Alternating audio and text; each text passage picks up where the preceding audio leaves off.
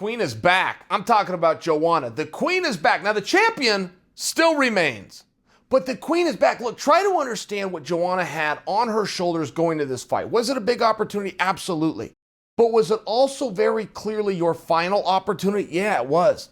And if Joanna was to suffer defeat tonight, okay, and this is a champion, this is a future Hall of Famer, this is the greatest strawweight to ever live, to ever compete in the sport.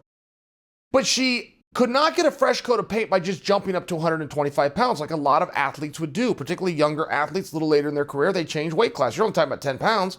The problem with that hypothesis is she already went to 125. Oh, and by the way, got a title shot, which represented like the 5th time she shared a ring or a cage with Valentina Shevchenko. It wasn't as though she could just go up to 125 and reassume that position, even though she could beat everybody else in the division. There's something to be said for parity. She is very clearly the number one contender in 2 different divisions simultaneously. She is not going to take that as a consolation prize. She is too much of a competitor. She's going to look, if you try to tell her, hey, you're the silver medalist in 2 different weight classes at the same time, oh my gosh, what a great job you've done, she's going to think you just insulted her. Anybody else in the world going, wait a minute, I'm the 2nd best in the world at 2 different weights at the same time? Wow, I've really achieved something. Well, her mind works a little bit differently. So where can she go from here in this fight if she doesn't win it?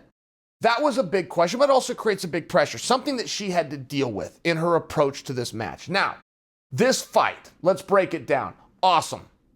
If I was to use a word, awesome. This had such an output. There was so many punches, there was so many kicks, there was nobody backing down.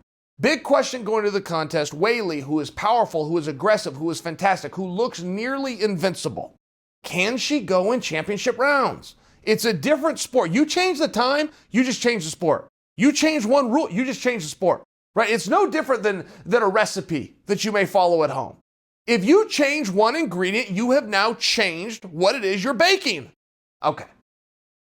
Weili absolutely answered the question. She's got no problem 20 minutes in. She's got no problem 25 minutes in. She looked like she could go another, make it a 30-minute fight, make it a 35-minute fight. She wasn't going anywhere.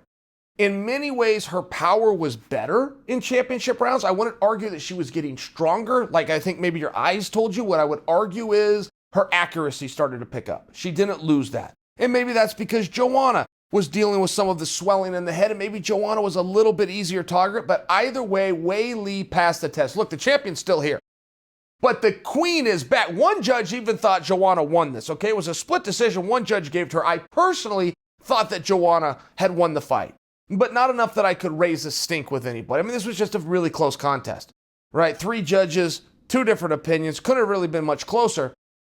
Greatest female fight of all time.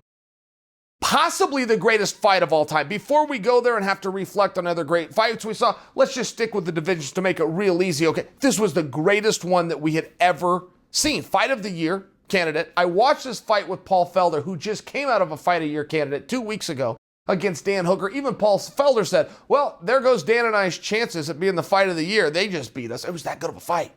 The output was through the roof by both ladies. Okay, everything was punches and bunches.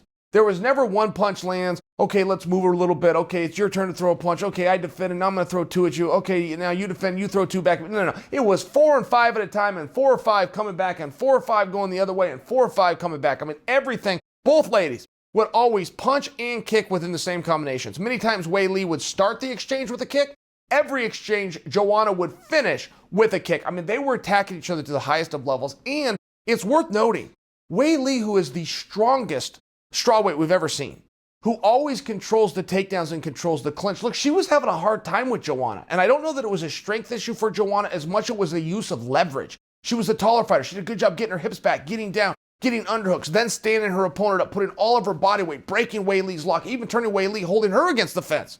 Joanna was so hard to take down. Grand total of 0 takedowns. Joanna never went or attempted a takedown. Weili did attempt some takedowns, but she failed.